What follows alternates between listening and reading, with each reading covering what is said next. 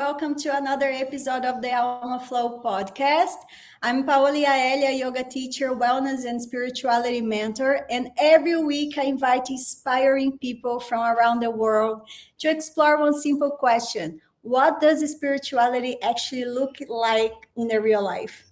Before you begin, I want to remind you that we are in the final spots for the Alma Flow retreat happening on the July 23rd here in Brazil, Rio de Janeiro. And if you are longing to slow down, reconnect with yourself, to be in nature, having yoga, spirituality connections, meaningful community, I'd love to welcome you here. And you can find the information in the description below. So now let's begin. Today I'm joined by Sandipani, a Bhakti philosophy teacher, musician, and yoga instructor. After studying information technology in London, he chose to leave the corporate world behind and dedicate his life to yoga and spirituality. Since 2014, he has traveled to more than 100 countries, sharing Bhakti Yoga, mantra meditation, philosophy, vinyasa yoga through workshops, retreats, and kirtan. Sandipani, thank you so much for being here. It's such a pleasure to have you here. Thank you very much. I'm very happy to be able to connect and to share in this way. It's always a great opportunity to reflect and discuss on the important things about life.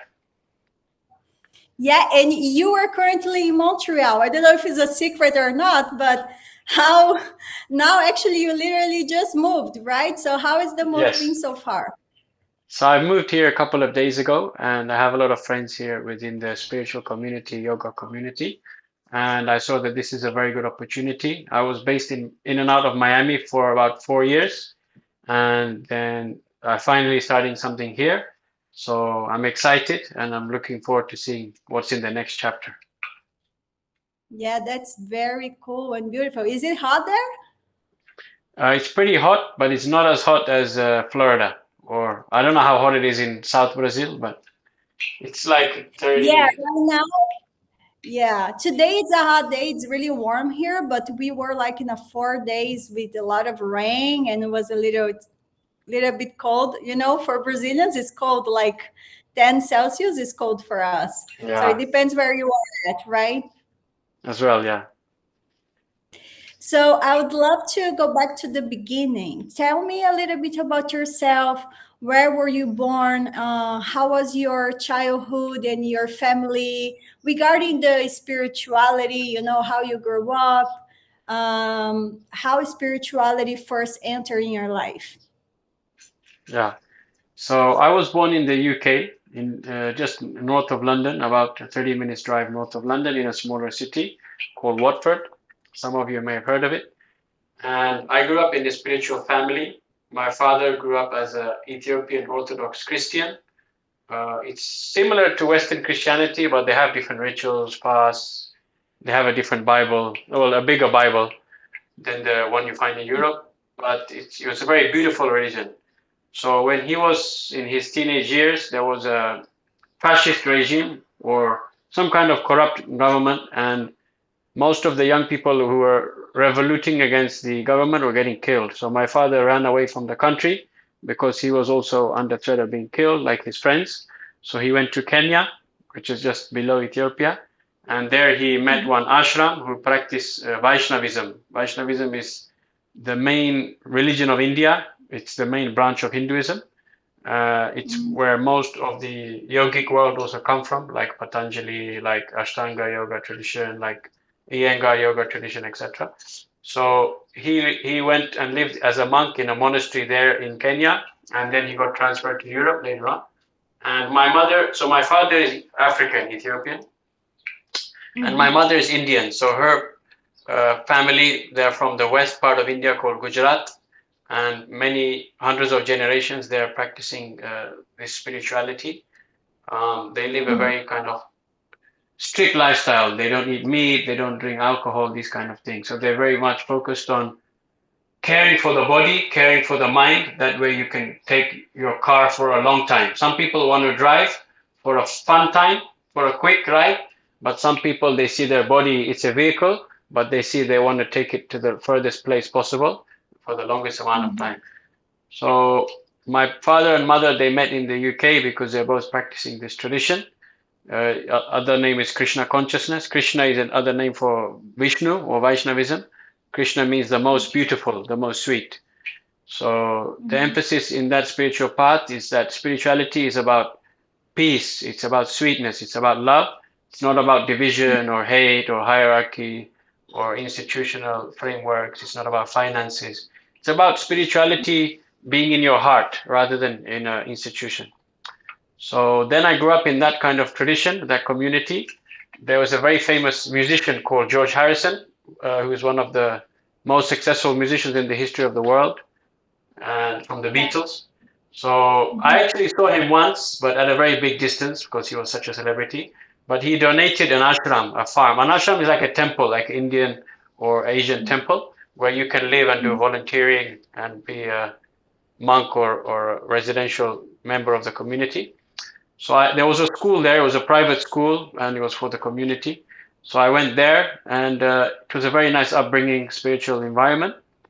And then when I was a little bit older, 12 or 13, I went to the regular government school. So then I started getting a lot into other things like rock music. My main thing was I was into music, and but I realized that this lifestyle of rock, party, festivals, fiestas, all of this, people are not very happy. Yeah. They have enjoyment and happiness is not the same thing. Enjoyment is a quick burst of pleasure, a quick buzz, a quick dopamine hit, but long term, it's actually the most dangerous thing to becoming happy is to enjoy it too much because it distracts you from getting the real thing. So Yeah. the best way to cheat someone is to give someone something that looks exactly like what you're trying to get, but it's a fake. So you waste time for many years thinking, if I have enough money, if I have enough enjoyment, enough alcohol, drugs, party, sex, then I'll be happy. And by the time you're old, you realize I'm completely empty and I have no peace and no happiness. Yeah. So I grew up in this tradition. Then I went to regular school in the public school, and I observed my friends, and many of my friends are very very wealthy. Some of them they had different successes in different aspects of their life. But I was studying that no one is still happy despite all of these things that I'm chasing like them. So maybe there's something higher should be chased. What it And was I something was sorry, it was something that happened during this time when you were like teenager that you really was like the turning point that you say like, okay, I experienced this. I'm like, besides observing how was the environment around you, what happened that really made you think like, okay, that's not the path that I want to go. definitely. So once there was a monk, he's one of my favorite teachers. He's called Keshava Swami. He's actually quite popular on Instagram and YouTube. So they asked him, he's been a monk since 20 years, and they asked him, so now that you're a monk, does it mean you're free from material desires? Have you broken away from having any material desires? He says, that is the goal, but in the beginning, you may not be free from material desires. But the good thing about becoming a monk is you become free from you no longer have faith in material desires that they're going to satisfy me. So even if you have them, spirituality helps to chop down those weeds to have faith in something which is not real. So I kind of saw many things like the music industry. Some of my favorite people that I look up to are doing acting in very abominable ways. I had a friends group in London, and we were young. We were like in our teenage years, and then the lead singer of this very famous band, we got to know him and his girlfriend and the other guitarist. So we knew them on a personal but distant level. And he was misbehaving with one of our friends who was a very young girl, even though he had a girlfriend. So I was like, just because you're a famous musician speaking about peace and love, it doesn't mean it's actually going to change you. And then I had another friend, he was very rich, and he was always sad and lamenting because his parents, they were top surgeons in the country, but unfortunately, one of the parents cheated on the other one. So then they had a big divorce, big fight, and it broke the heart of him and his brother. So I saw all of these different examples. They say there are three ways intelligent people learn. The best way to learn is by observing the world around you and then making a lesson from that. The second way to learn is if people tell you directly, you shouldn't do this, you shouldn't do that. The third best way to learn is you experience it, you feel it, and then you learn. But the fourth class person, these three things happen and they still don't learn. So that's considered the lowest class of intelligence, that you may hear about it, you may see it, you may be told about it, it may happen to you, but if you still do not change, then it's hopeless, right? So luckily, because I grew up in a spiritual environment, I had this knowledge already. So all I had to do was map it out onto practical examples in my life. So I would say it was small things. And then one of my teachers, who's a teacher now, but he wasn't then. I just knew him vaguely. He actually came in a dream because I used to listen to his recordings online, and he actually came to me in a dream. And after that, it had a big impact on me as well. So spiritual teachers can have a great impact on somebody else. How was your path with yoga? I know that yoga is the same as spirituality, but I'm talking about the asanas, like the body part. Like, was since you were little, or how was that for you? Yeah, definitely. So yeah, it's a good distinction. The word asana, I don't know how you say in Portuguese. How do you say asiento in Portuguese? Acento. Yeah. So this as root in Latin is the same as in Sanskrit, which means to sit. Like assez-vous in Francais, or in English you say sit, in Spanish you say asiento. So this as root is asana. So asana means preparing your body to be able to sit in meditation. So this modern, actually, Vinyasa and many of these schools, the Mysore brand of Ashtanga, etc., these have only come up in the last couple of centuries. The big emphasis on asana. Before, asana was there, but it was just a preparatory stage for meditation. So my involvement with asana, my involvement with yoga was from birth. But in terms of what the West think is yoga, that started around 10 years ago or 9 years ago. I was always attracted to do asana, but I didn't really know how to start. But I always thought it was very beautiful and very deep, and it really helps you to connect to your mind, to your heart, to your soul, etc. But I didn't know where to start. And I met this lady once. She ran the Bhakti Center Yoga School in New York, in 2nd Avenue of Manhattan. And I was at a kirtan event in, where was it? In Washington, not Washington, Union Square Park. So there was a lot of people there, and at the end of that event, she came up. She says, "Oh, do you teach yoga?" I says, "No." She says, "You look like a yoga teacher." I thought you're a yoga teacher because we were friends of a friend. Like I knew her husband, I knew some of her friends, and then I says, "No, I want to start getting into yoga though." And then she's like, "Okay, from now on, I want you to come at least once a week to Bhakti Center. I don't want you to pay, but I want you to come to the classes, and later on, we'll make her a yoga teacher." So I was only in New York for the summer. So I went to a few of the classes and then I got inspired. And then later on, I did a yoga teacher training in Miami with a very nice school called Ahana Yoga. So, yeah. Ahana Yoga in Miami. Yeah. It's where I was doing actually it's been a year that I was doing the teacher training there with them. Yeah. So it was really funny. Like I saw just the advertisement online. I didn't know them. And then I was like, okay, few spots left. I was like, okay, let me try. And then they gave me a scholarship. I was like, oh, I can't believe. So then I flew to Costa Rica in a week because I thought it would be like next month. And then Elisa told me, no, it's next week. I was like, oh my God, how am I going to travel to Costa Rica in a week? It was just funny. So it's beautiful to see that when it's meant to be, the universe really finds a way just to everything flow. So it's really nice. And then it really, I always had a thing with the kirtan, with the mantras. I really love it. But because I had a Jewish background, was very challenging for me developing myself as a yogini. And at the same time, like have in the back of my head, like, a rabbi saying, listen, you cannot worship a Krishna. And then I was like, I love Krishna. What do I do now? I love singing for Krishna, So it was a really funny process. And then last year with Ahana, with Don, knowing that she's Jew, all this background, all this mix they have there, it made me feel really in a safe space and home, like just to be myself, and doesn't matter, I like kirtan, I love singing the mantras, it really makes me feel good, chant. So it was a turning point there too. Yeah, it's a very interesting topic about Judaism and Indic religion, or Hinduism or Vaishnavism. because if you actually Mm. study the world of yoga, the Jewish community are disproportionately much more interested in yoga than most other communities. And most of the very famous yogis, especially in North America, are from a Jewish background as well. Even the singers of kirtan, the most famous one, now he's not as famous because he's older, but when he was the one who started kirtan and made it a big thing, he's called Krishna Das. He's from a Jewish background. Some of the I didn't greatest know yoga teachers in New York, that. they're also from Jewish background.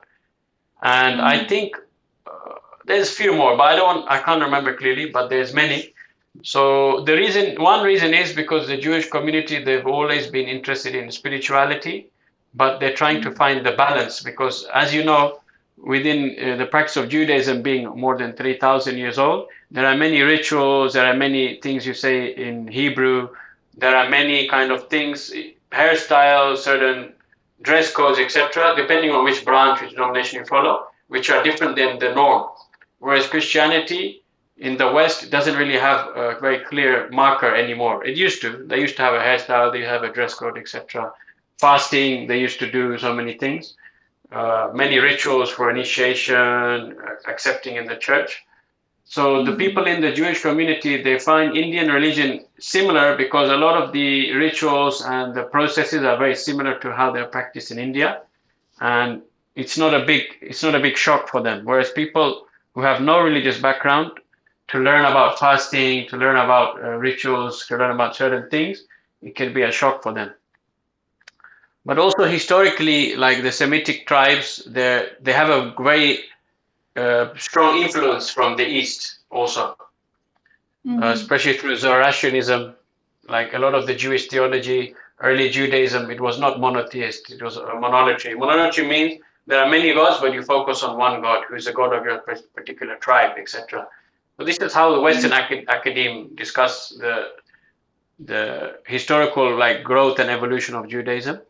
So Mm. even historically, it's very connected to Asia through Zoroastrianism and then all the way further in Iran to India.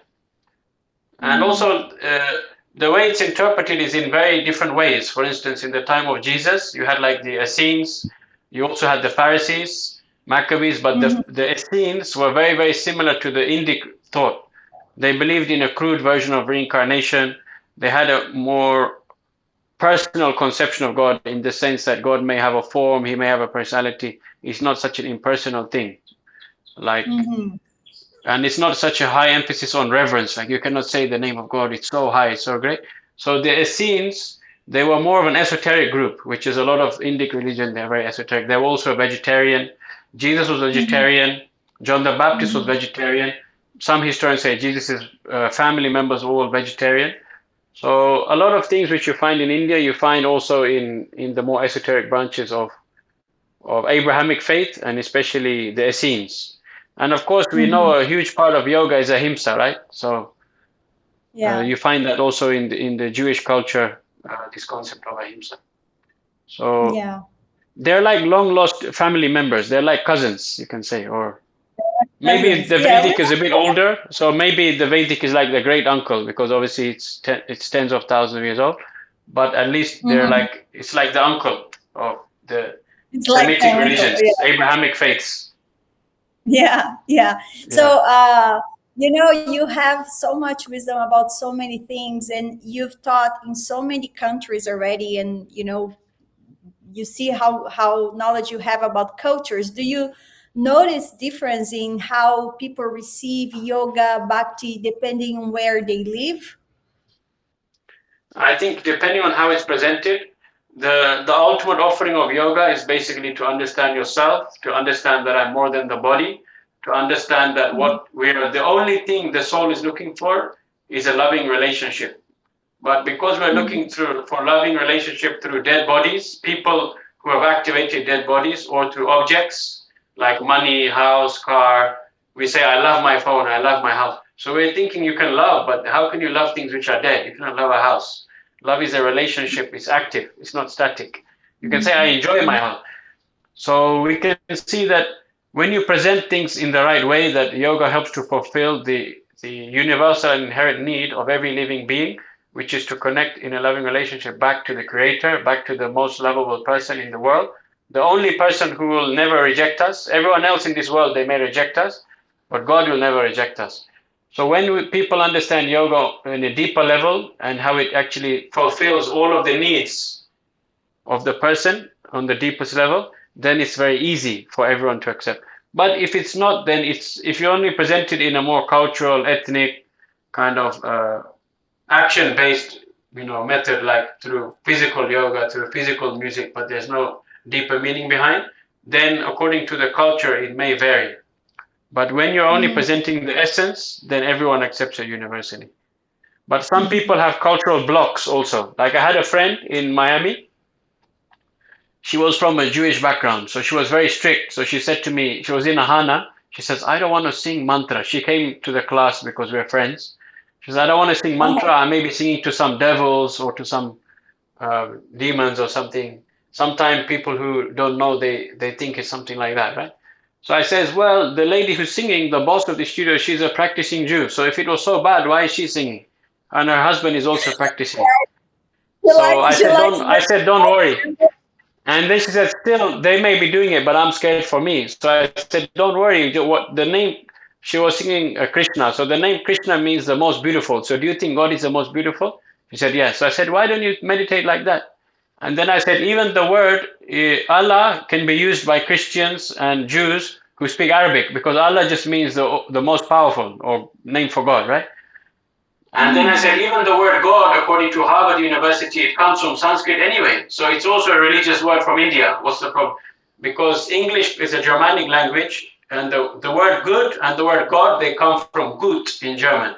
And gut is a guttural sound. So ha and ga is the same part of your throat, right? So most of the European influence came through Persia, because west of India is Persia, and Persian language with the accent, the Indian was changed. So it originally was not gut, but it was originally hut. This is according to Harvard University, Oxford University. It's not like some speculation. This is mainstream linguistics. So the word hut or hutam in Sanskrit, hutam is the infinitive of the word hut. It means one who you pray to, or one who you invoke, or one who is worthy of calling out to. So that is according to Harvard University, all scholars unanimously, they accept that is a cognate, or it's a linguistic match from different languages. So I said, even the word God is religious connected to India. So where are you going to draw the line? And the Semitic language is Hebrew. It would have evolved from another language. So if you're so finicky about language, then where do you draw the line? So then she accepted at the end. When you explained it nicely, then she accepted. Yeah, but it's all about the intention also, right? Exactly, what is your intention? What is in your heart, right? So much there. Yeah, intention is the most important thing behind everything. Yeah. One thing that really fascinates me is that you speak several languages. You know so much about language. Why did that happen? Has learning different languages changed the way you connect with the people? That was the way that why you learned so many and you speak so well, even in Spanish. How that happened with you? So there is a cheat code to learning languages, that if you learn the same language family, it's much easier to learn a new language. For instance, if you already know Spanish, falar en portugués no es muito difícil. Muito parecido. ¿No? I don't really know Portuguese, but I'm just speculating, right? So because actually all Latin languages, they were started as Latin, but over time people, they have slang, they have dialects, they reduce complexity in language. Like if words are too long, they shorten them. You see that in Portuguese compared to Spanish, or they change the grammar to make it more easy. So actually every Latin language is just a corrupt version of Latin. Every Germanic language like Swedish, Danish, English, they're just corrupted version of German, maybe mixed with new words later on. So the same thing around the world. So if you learn the older languages, you automatically have access to the newer ones, because you understand a deeper principle behind those languages. But the main reason I like language, I write this in my book about mantras. It's one of the things which I really believe, and it was one of the main points in the book, is that language is the most effective medium through which culture is spread. In other words, if you want to impact other people's lives positively, then you have to be a good communicator. You have to be able to share, to teach, to express what you mean clearly so people don't misunderstand you, etc. But it can be an astrological thing. Some people are better at languages, some are not. Some are more inclined to sports, some are more physically inclined. Some they're more expert at dancing, some they're good at languages. So everyone is different. For some reason, I feel connected to communication and language, and that helps. It helps. And if you know Sanskrit, it helps you learn Indian languages and understand some Latin languages, European languages. And if you know basic, of Latin, it helps to understand a lot of words in Europe. Like I'm in Montreal where they speak French, but because of understanding some basic, Latin principles, Spanish and Portuguese, Italian, then you can kind of see the word and it's just slightly different. Like because they all started as the same word, but they got corrupted over time in different locations because there were different tribes, different nations, kingdoms. So language is It's very powerful. yeah, it's really, really powerful. And it's Yeah. really beautiful to see how you can express yourself and teach this Asian wisdom that is not very easy to, to pass through just to explain like in other languages. So it's really impressive, really impressive. And if someone is just beginning their spiritual journey through just yoga, I'm saying like the body movement, or just interested in things that the topics, what are the teachings that you think it's the most important? One has to start where they have the most interest. Some people are more interested in asana, some people are more interested in the spiritual side. Just like this wonderful studio in Miami where I learned.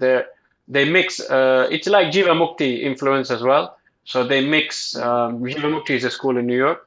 They mix kirtan, mantra, some dharma talks. This is kind of a template from Jiva Mukti. There's a school in New York, one of the oldest schools in the West called Dharma Yoga. He often does kirtan, he often talks about philosophy.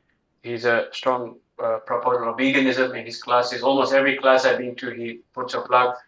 So you see every school, if you see like Iyengar also, he was actually a priest in a temple. So some people are interested in asana, some in meditation, some in pranayama. So you can start with what you're interested in, but ultimately we should start to try and find out the deeper part of yoga. I just did a reel about this on Instagram actually. Did you see that reel? I don't know if you saw it, but The I was last making week? yeah. Yeah. So the main theme was that people say, why should I study yoga philosophy? I just want to learn asana.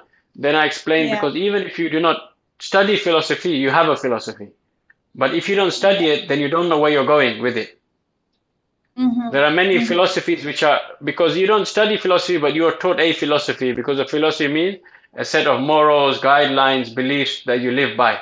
So if you have a house with a lot of space, you're either going to fill it with really nice things, keep it clean, organized, or it's going to fill up with junk. But that's the nature of the mind. It has to be filled with something. So if you're not systematically, carefully, and very lovingly guiding your mind in the right direction, then it's either going to go up or down. The mind is not static. Yeah. Krishna Yeah. says in the And Gita, you cannot control it like the wind. So either you're going to go in a positive direction, or naturally the mind goes down, just like gravity pulls things down. So if you want to go higher like a bird, you have to keep flapping the wings. You have to keep practicing. So you can start with mantra chanting and books, some like Bhagavad Gita, some books like this. And today there's so much information online about spirituality. How do you personally stay grounded while navigating social media and gurus, or I don't know, false gurus, and teaching today's yoga, world? What practice help you remain connected to what really feels true to you? Yes. So I have the benefit of growing up in the West, but also coming from a half Indian background and coming from a very ancient tradition from India. So, for instance, if you grow up from a young age and your father is a goldsmith, then you know much better and you work with him, you grow up seeing gold, etc. from a young age, you have a much better chance of detecting fake gold than somebody who's never seen gold before. Like I personally, in my life, I don't own any gold. My parents have gold, but I don't know where it is. So, I never see it. So if somebody gives me fool's gold and real gold, I cannot tell the difference because I don't have the Mm. background.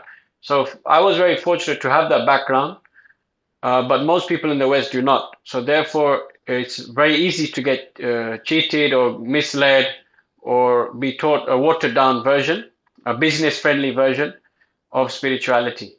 But the beautiful thing in spirituality is anybody who is sincerely seeking God, they will find God. Because God is, according very clearly explained in the Vedic literatures and in all traditions, actually, that God is inside of us, in our heart, and He's listening to us at all times. In the Christian tradition, that's called like the Holy Ghost, the Holy Spirit. In Sanskrit, it's called the Super Soul or the Super Alma, or Super, in Portuguese, Super Alma, I think also, or in Italian, Super Anima. So actually, no one gets cheated if they're sincere, actually. But generally, our approach to spirituality is we are not trying to reach God to offer love to God. We are trying to reach God so that God can give us something, which means it's not love, it's a business relationship or it's a self-centered relationship. But if our love for God is pure, or even if we have a little sincerity, God will reciprocate according to that. But at the same time, uh, if you want to get the ultimate, like deepest aspect of yoga, honestly, I would say 95% of the yoga world cannot offer that, unfortunately. It either you offer you some basic asana, maybe offer you some watered down version of the Bhagavad Gita.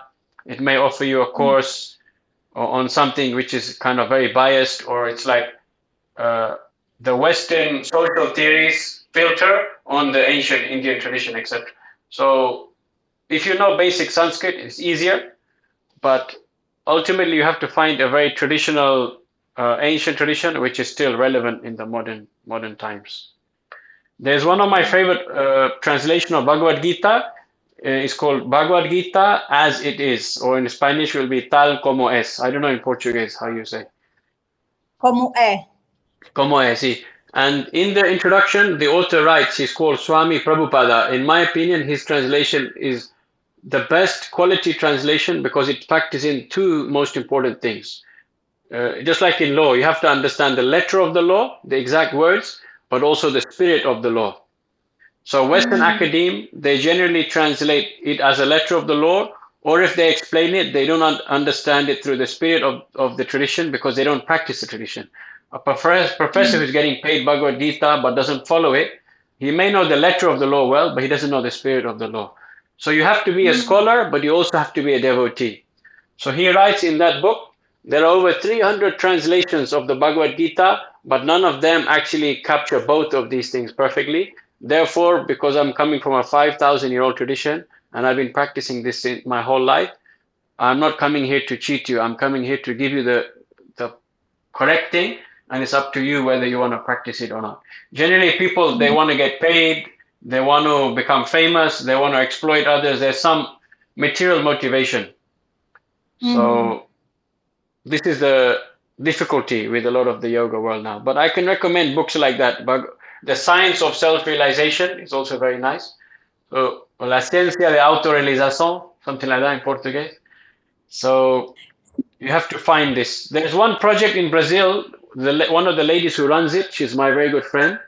It's called Krishna West, like Oeste.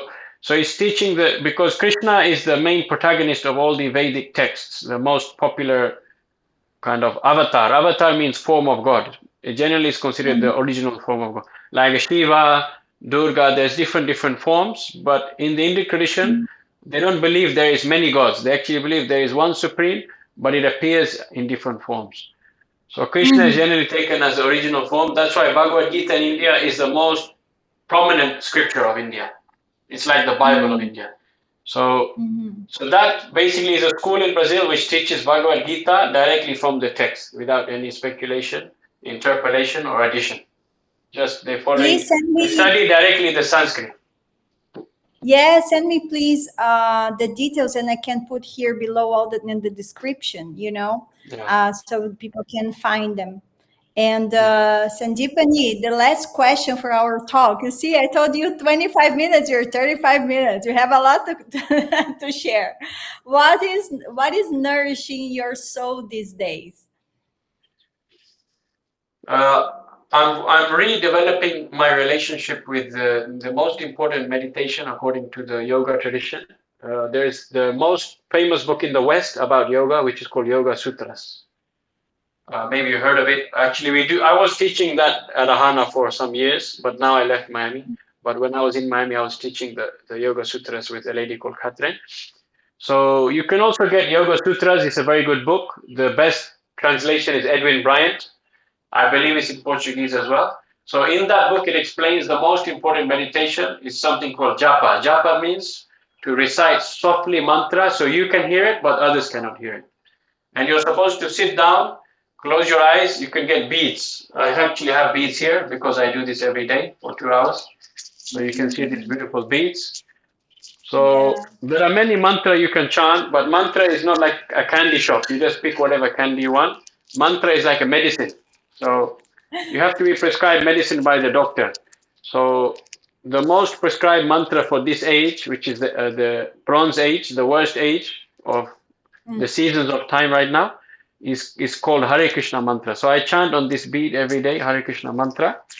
The mantra is very simple. Hare Krishna, Krishna Krishna, Hare Hare, Hare Rama, Rama Rama, Hare Hare. So I'm redeveloping my relationship with that meditation because I had a very busy year. So I didn't have enough time to really take it deeply and practice it for long, periods of a day.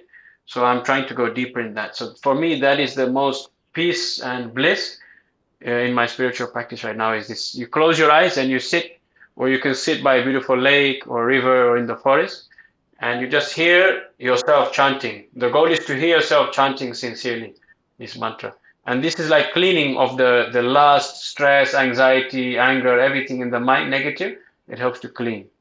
And you feel more peace and happiness and connected to God.